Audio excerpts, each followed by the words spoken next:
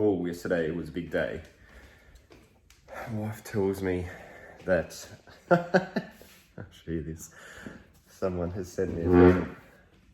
Warren, you know who you are. Look at this. That's a nice little thing to find on my little laptop in the morning. So a little number plate with DASH written on it as a key ring. Like, where do you even find something like that? That has put a smile on my day. Thank you, Warren. Today's video is going to be about the how, why DASH Off-Road started.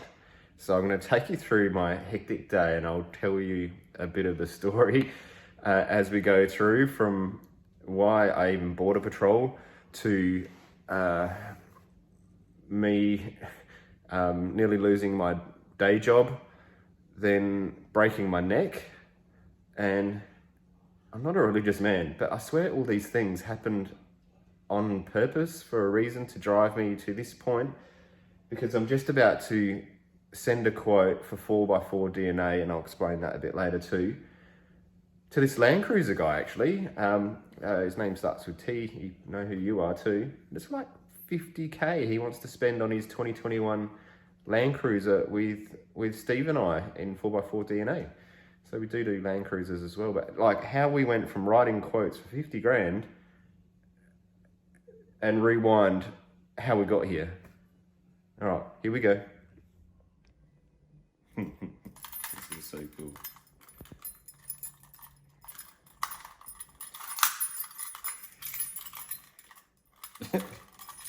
Why is this so hard?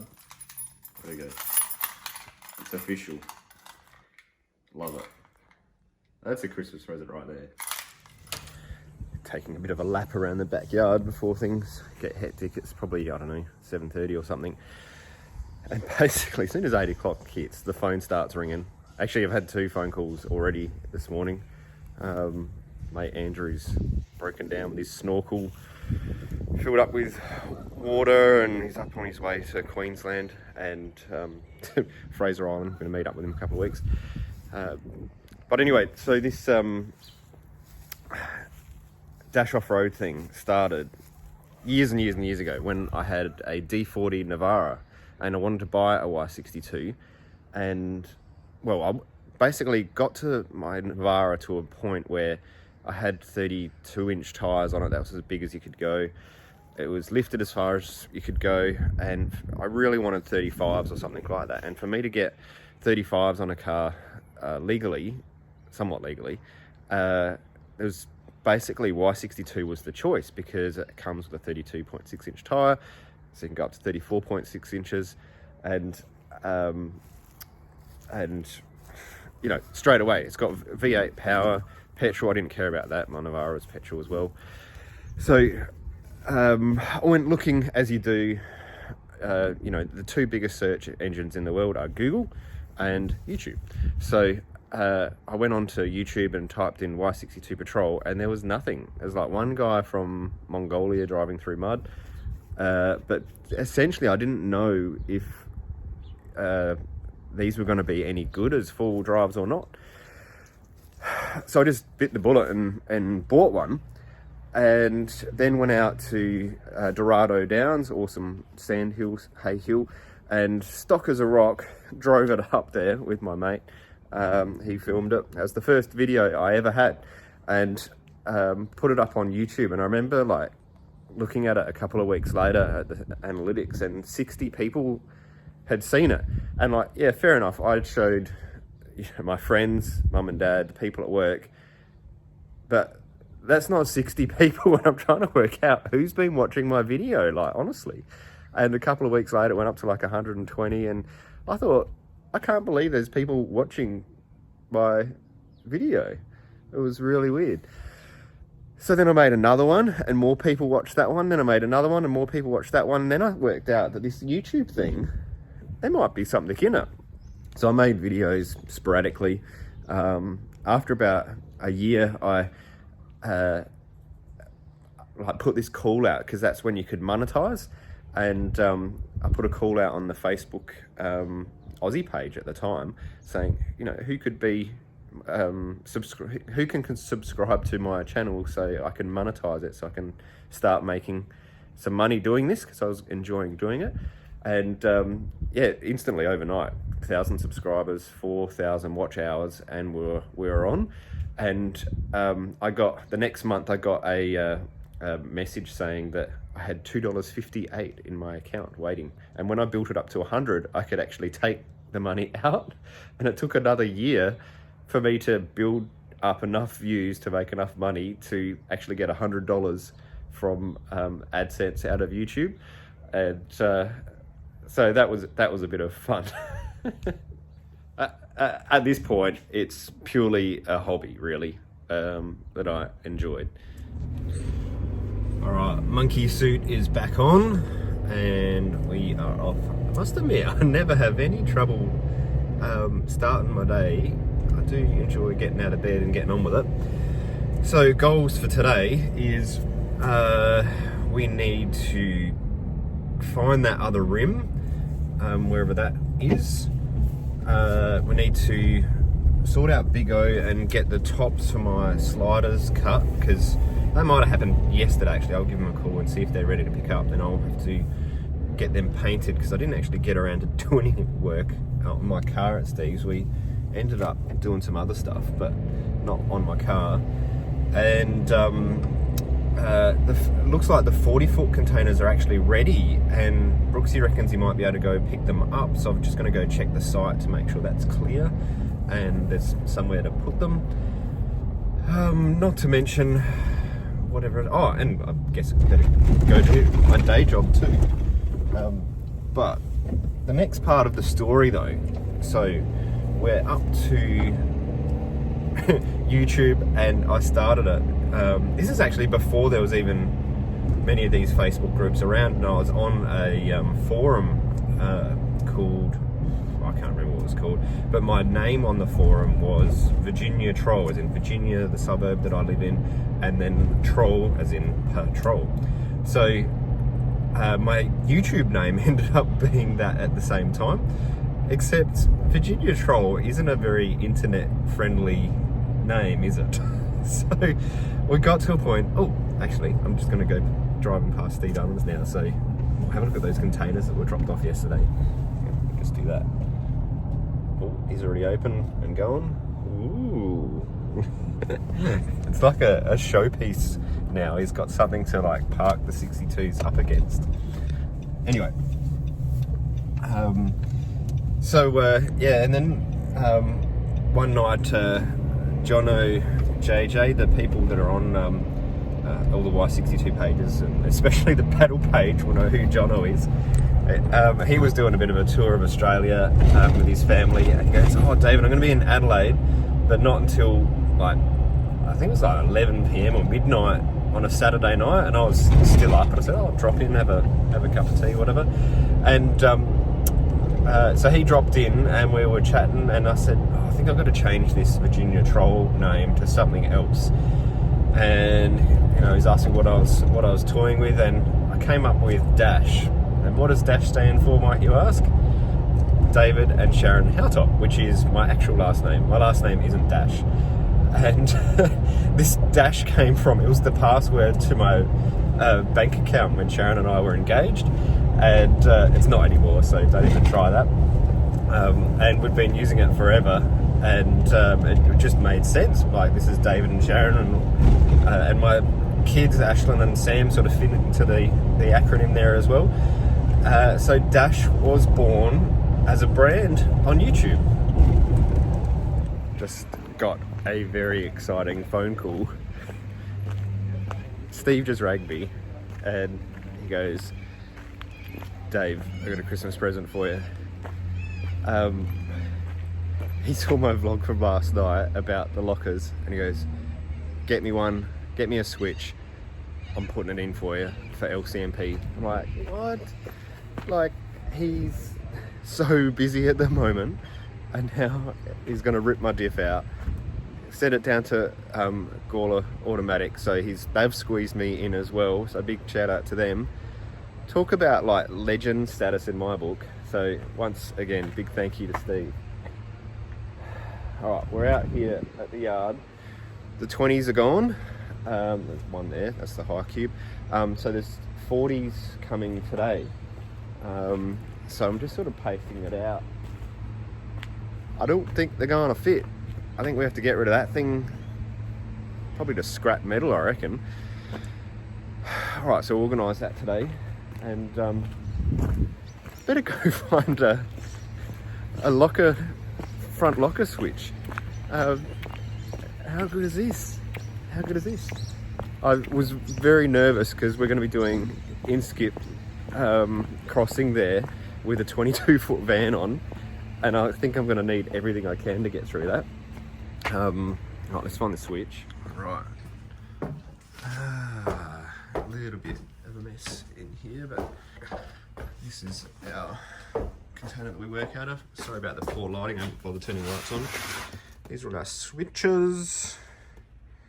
There it is, front locker, blue. All the switches in the Y62 are backlit orange. I would have preferred that, but I guess beggars can't be choosers here. So this is, I'll get it out, hang on. This is the Kogia, hold back a bit, locker switches. The flashes on there a bit. But they actually look good in the dash of a Y62 opposed to those hideous ones that come with the Harrop locker. So we'll put one of them in. They're good. It's nice to go shopping for Y62 parts in your own warehouse. Bit of shrinkage of stock. Peter's coming in to do a stock take today, so that should clear that up. All right, next we go to Lawsons at Dudley Park and drop off the stickers because they're making our flat floors now. And I'll tell you the next part of the story. All right, so slight change of plans. I just spoke to Andrew Biggo. He's cutting my slider tops like in the next few minutes. He's like loading it up to do it. So I'm gonna buzz around there on my way to work and see if I can get some footage of like them all being plasma cut because they're a different top to what we've done in the past. The story. So now I've been posting sort of videos on YouTube in a regular basis every few months and building trips and saying, guys, like posting on Facebook, if you want to come along on a trip with me and you're going to own a Y62, more than welcome, and started doing trips, and which gave me content, which was great. But it was building a community, which I really enjoy doing. I love hanging out with Y62 owners. So, which brings me to like the Facebook thing. So back at this time, there was pretty much only two Facebook groups, the Aussie Patrol Facebook group and the owners one. Now both of them are not really commercially focused. Like they tolerate the odd person putting up something about their workshop or a product, but that's not really the place to do that. So I started another Facebook group called Y62 Patrol Modified Action, and that group has been going really well. But that is more of a commercial place where I could put up adverts for my YouTube videos, or people could put up their builds on tracks, or the Steve Allens, or DB Customs, Monster 4x4, AMV. Like this was a place that they're allowed to show how bloody good they are at looking after the community. So that's what the go is with that, and that's been growing and growing and going great guns. It did find, though, I guess through popularity, a lot of people ringing me up for a sort of advice, and I've taken my phone number off all social media now just because I was getting to the point where I wasn't getting anything done except talking to people about modifying their cars. So sorry if I'm hard to get in contact with, but I've got my life too. And the one thing I really like about Modified Action Group, it's basically unmoderated. If you put something stupid up, everyone will just smash you on it. But at the same time, they're generally a good group of people on there, and we don't have to moderate it. It just works. There's a heap of other satellite Facebook groups that have popped up as well, and this is what Facebook's about now. It's not just like one dominant group. It has to be the soul of Y62s. So each state has their own little like meetup groups. There's Central Queensland one, there's Y62 Southern Patrols one for all the sort of Victorian Queenslanders that want to go on common trips. I think clubs are dead with the bureaucracy of them. I think this is kind of the future. One thing though, if you're going to post up something in a Facebook group, there's so many of them, like don't put it in all of them, like put it in the appropriate place. There's nothing worse than seeing a feed of the same question asked in like 5 different groups. So can we like just make that a rule or something? Like if you want to ask a question about does 35s fit that on a Y62, that's probably one, I don't know, maybe for the modified or owners page, but use the search bar first, please. If you want to know how a button works on your dash, that's probably for the owners group. If you want to work out how to run a co-gear override locker kit, maybe the modified group. If you want to go on a trip or talk about trips, go to one of the satellite groups like WA has got one. They've all got one. Let's kind of like use Facebook properly. Here we are, Big O, spelled backwards. No, Big O had a really cool metal fabricated sign, but someone flogged it, so they got this one for now. And look at this, it's looking very sorry for itself. This is the gold Patrol wreck that we bought that cannot do a burnout for some reason. Looking very sorry for itself. It has been rolled. Engine is kind of missing, trans is missing. So once the blue 62, like the new Series 5 one is built, then we'll start. I'll leave the Navara here and we'll get onto this project, because that's got to happen too, where we'll put the VK56 in here in our spare time. So let's get back to the story, because this next bit is kind of gets a bit deeper, and I've never been able to like say it on social media because I was so reliant on my day job for income. And so what happened is, I've always been big in customer service, and I had this doctor that does aid work, ophthalmologist in Tonga and Tuvalu, and he bought heaps of stuff from the company I was working from, but he got there and realised there was a lot missing. So he basically said on a Sunday night, David, he rang me up from Tonga and said, I can't operate. I've got 50 patients I need to do cataract surgery on this week. And he donates his time. The nurses go over and donate their time. He's got a whole team working with him. Big shout out to Dr. Willoughby. And the hospitals donating their time, everything over there so we can get it done. But he didn't have the consumables to do the operations. So he said, David, can you run around Adelaide, pick this up? He had a big recipe. Get on a plane. Who's going to pay for it? Go to Fiji, lay over for 9 hours, then go to Tonga, drop the stuff off so I can do my operations this week. Otherwise, all these people in Tonga aren't going to get their cataract surgery until I'm here a year later. And the type of cataracts you get in that area, so draw a line between Australia and the US, and there's a little dot in the middle somewhere, that's Tuvalu. And they have very dense cataracts, like the type that you're blind basically, and the longer you leave it, the harder they get to operate on. So anyway, I rang up my boss Monday morning, said I gotta go to Tonga. He's gonna, not to mention he bought like another $8,000 worth of stuff from that company, and he I said, can I apply for annual leave, whatever, I need to go get this stuff, I need to go to help these people. And my boss said, look, I need to get this passed and signed off and blah blah blah, and I'll get back to you later in the day. Well, I didn't have time for that, and I do admit I am a bit delinquent sometimes and don't follow rules. So I booked the flights, I got the stuff. It's a bit windy, so let's see if I can go down here. It'll be less windy down here. So there we go. Booked the flights, driving to the airport at like 5 o'clock that night, and my boss rang and said, sorry David, you can't go. What do you mean I can't go? Like, this is to help people see. No, I can't go. and I hung up, hopped on the flight, and went to Fiji. Had nowhere to stay for 9 hours, so I went to a resort and pretended that I was a guest, and then got back on the plane, went over to Tonga, dropped the stuff off. They operated the next day.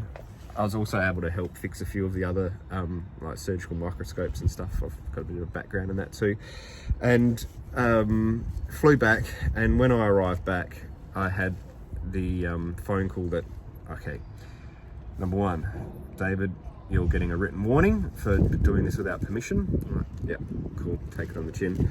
But we're suspending all of your commissions and everything for that quarter, which will take all your sales away for that quarter. So that means your end of year target you won't meet either. And in my job, I get paid in commission, and it's worth something like $16,000. And I was ready to snap. I just bought our caravan, our Jayco Starcraft, so there's no money in the banker's reserves, and you live off your commissions. And I realised at that point in time that I was very reliant on one source of income, and it made me think I really need to get a bit more serious about finding another source of income. And of course, YouTube had already started. I was making my few dollars every month, and I said, that's it, I'm going to start making a video every week. And I've been doing that for 4 years now. Like, there's over 200 videos on YouTube, and I think 3 point something million views. So, and it's actually getting to a point where it's an extra income. But it goes one step further, and this is when I met Matt Webber on the forums and that sort of thing. And we were both hunting for parts, which you just pretty much couldn't get. And Matt came to me with what was to be called the Predator bar. He goes, I've found this bar, I've sourced it, I'm importing it. And I said, look, I'm trying to find another income stream here. How about I become the brand and build the brand of the Predator bar and Dash Offroad, and you, Matt, runs a logistics company, you do the importing, that sort of thing. And who knows, maybe we'll get like a free bar. If we order 10, we'll get like one each or something. And that's what we did.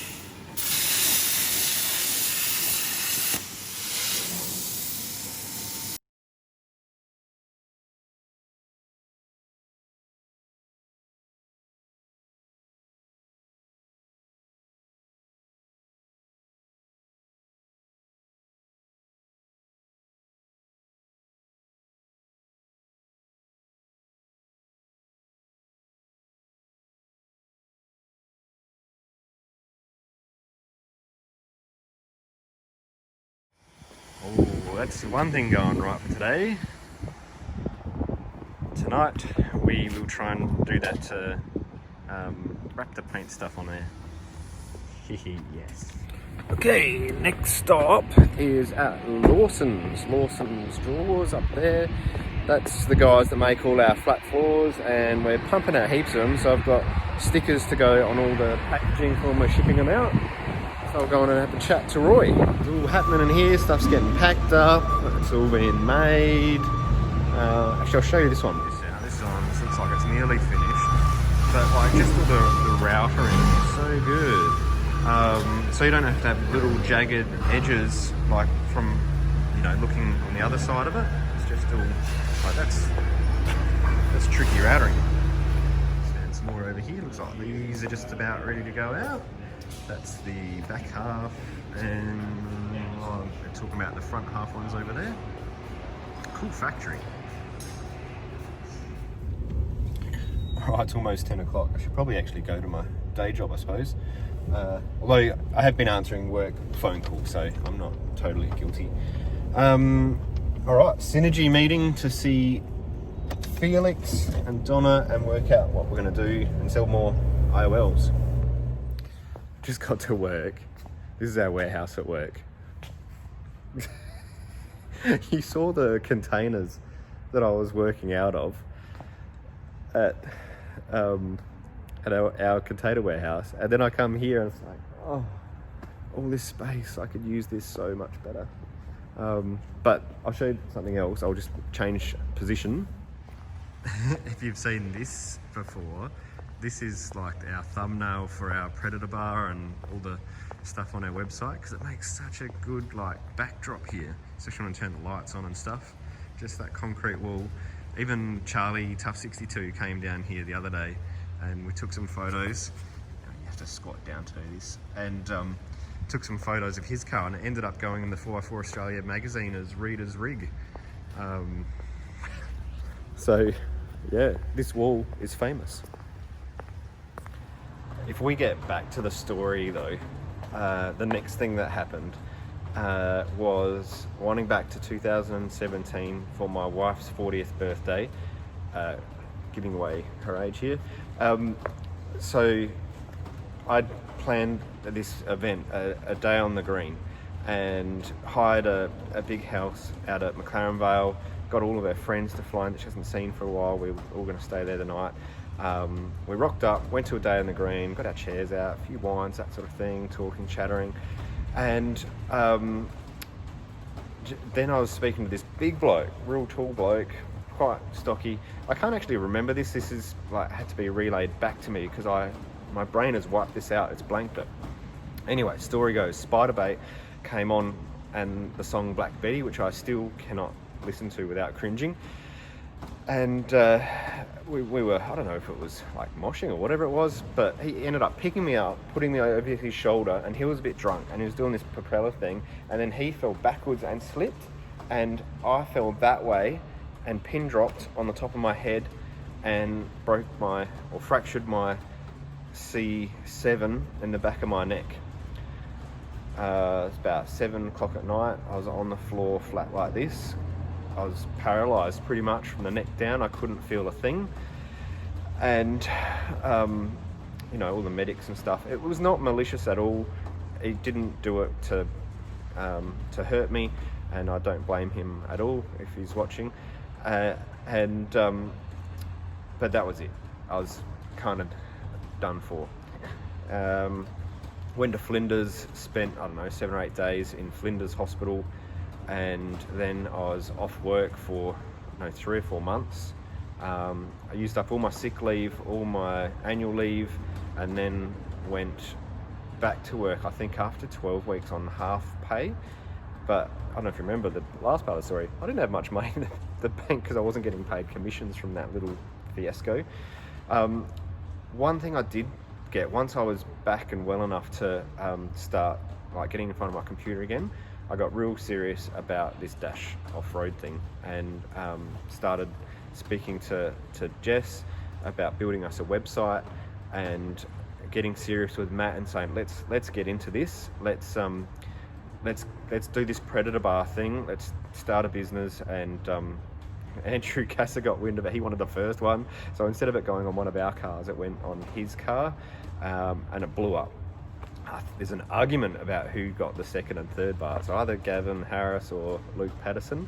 They've got the key rings to prove who ended up on that lucky dip, and we ended up getting 10 in, and they sold.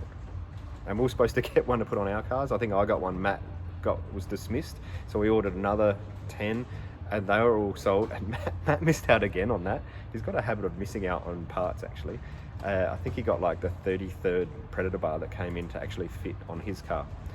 But it was a case of I need to diversify my income, because if anything ever happens again, if I break my neck or have that argument with my previous employer, I'm financially bound to that job. I needed a side gig to get something. At the moment, DASH OffRoad wasn't making any money. We were just buying stock, and that's been happening for years. It's only recently that we're starting to take a very small sort of income out of it. But that's that part. the thing is, it actually gets worse, but I'll tell you that in a sec. Just popped in to the yard. The big container 40 footers should be arriving soon, so I was gonna have lunch around this area anyway, so I popped in and they're loading the freight up, that sort of stuff. The next part of this story is again to do with that company I was working for. So I worked for them for a bit longer, a little bit disgruntled, but I didn't have any savings, so I had to. Next step was, oh, another truck coming in. Trucks everywhere. Next step, I wanted to find another job and be more of a part-time employee so I could do a bit more DASH OffRoad stuff. So I found a new employer, really good actually, great to work with. That's who I'm working for now. They were giving me a 4-day-a-week gig, and I quit my job. I very happily quit my job. Moved to this other company. Problem is, when I left, I got all of these, when I resigned, turns out I had a non-compete clause in my employment, and I couldn't work for another company for at least 3 months, and I couldn't see any customers for 4 months. So I changed jobs, and again, I wasn't getting paid for at least 3 months, and I wanted to test them on this, and I went and got my own legal advice, and even the company I went to said they'll back me with their lawyers, and it ended up being a bit of a lawyer arm wrestle, and it was getting expensive to the point where I ended up just saying, I'll just wait the 3 months, stuff it. Excuse me for all the truck noise. Again, this highlighted to me that having one income and one job is not going to cut it, because you're vulnerable. So that time that I was off in between jobs, I went real hard on the DASH OffRoad stuff.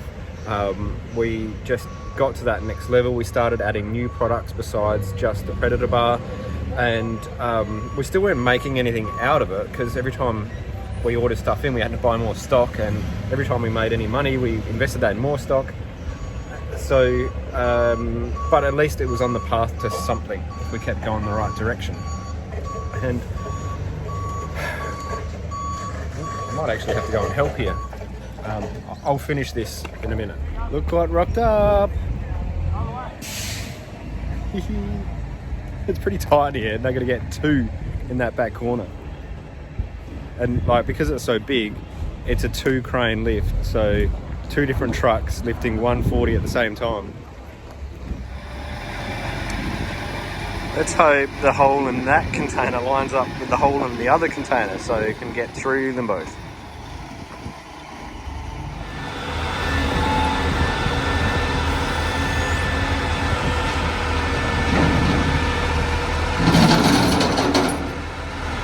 So what's going on here? We've got Brooksy down here, has one crane operator for that truck, and then we've got another crane operator down here, which has been his own dogman at the same time here, for the crane on the truck that I'm standing on, and they'll just pick up each end simultaneously and then drop it simultaneously on the ground.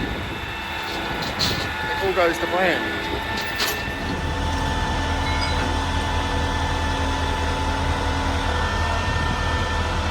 Oh, here we go. Here's the moment of truth, is they got to pick them both up at exactly the same time.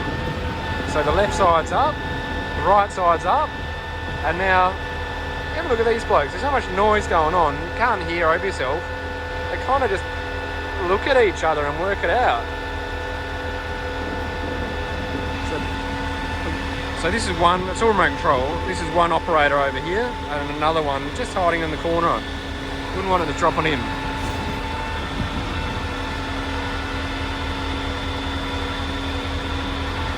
These containers were like literally finished yesterday, painted this morning, inside and out. Like, the containers are still wet.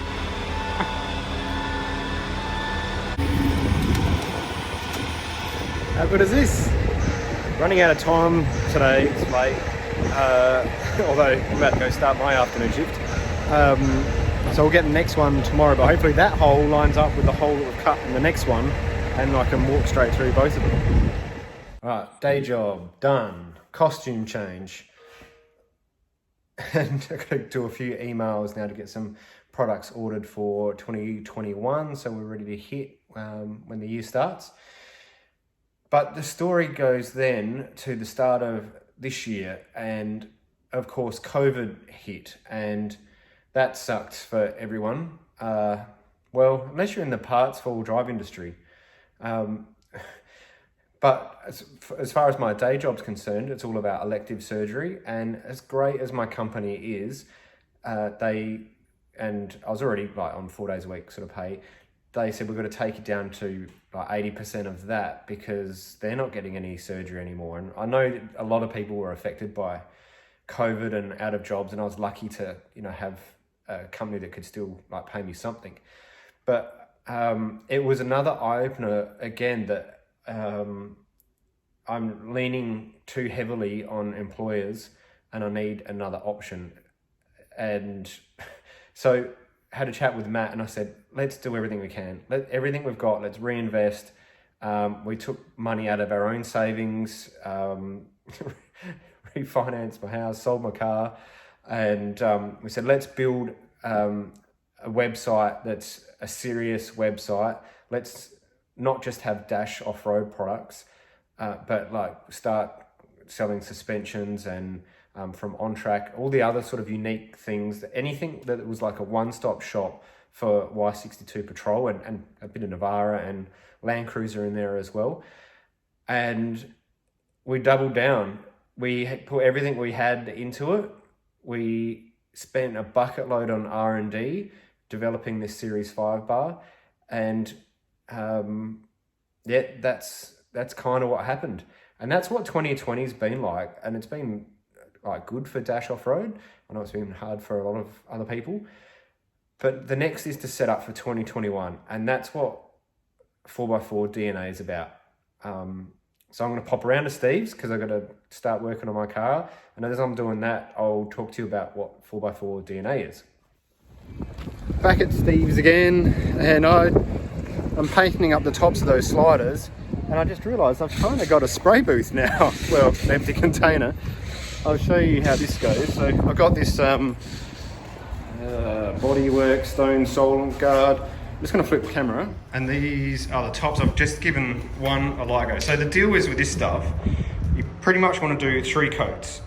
1 light one just to cover, 2 thickens it up, and 3 gives it that real textured look.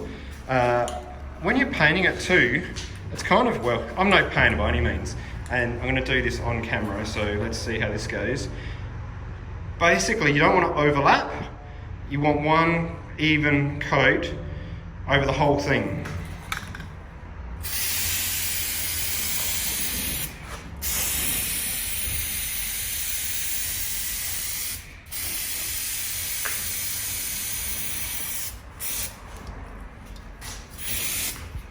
Something like that. I'll do that a bit better in a second, but it builds on it. So you've got to make sure all the layers are even, then do it like another coat in a half an hour and another coat a half an hour after that. And it wants to be all encapsulating. So I'm going to go around and do the edges and everything as well in a second before I do the second coat.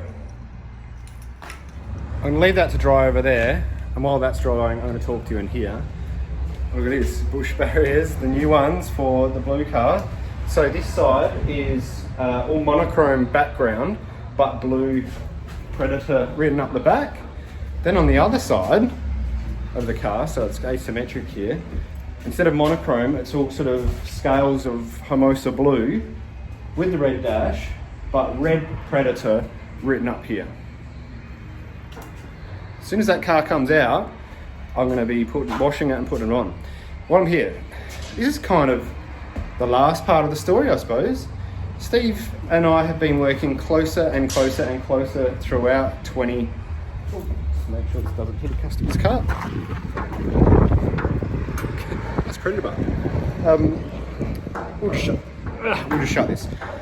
Steve and I have been working closer and closer together over the last a lot over the last 12 months, but really closely over the last 6 months. To the point where I've been supplying the parts through Dash, and he's been doing the labour through his workshop.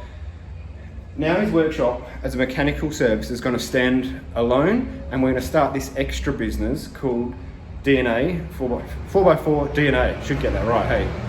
Makes sense, DNA, Dash and Alan. Anyway, I think with the synergy of both of us, both businesses are going to, well, DNA is going to work out better than both businesses could on their own. That's the plan. So we've moved these containers here from the yard. We're working very closely on all our systems in the background to launch in February.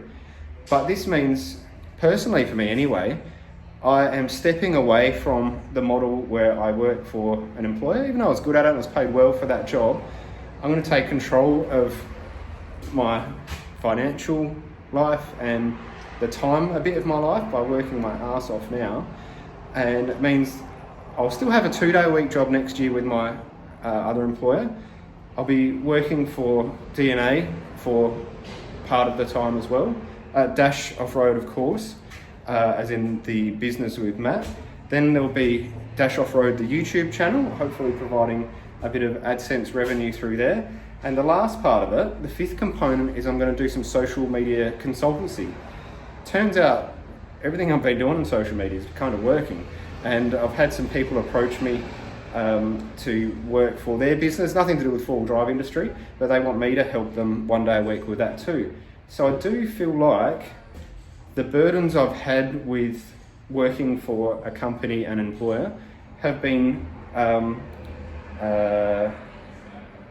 hedged, I suppose. So I've got, if one falls over, I've still got something else. That's the plan, and hopefully I can be a bit more independent. Hoping I never break my neck again, but I'll be a little bit more insulated.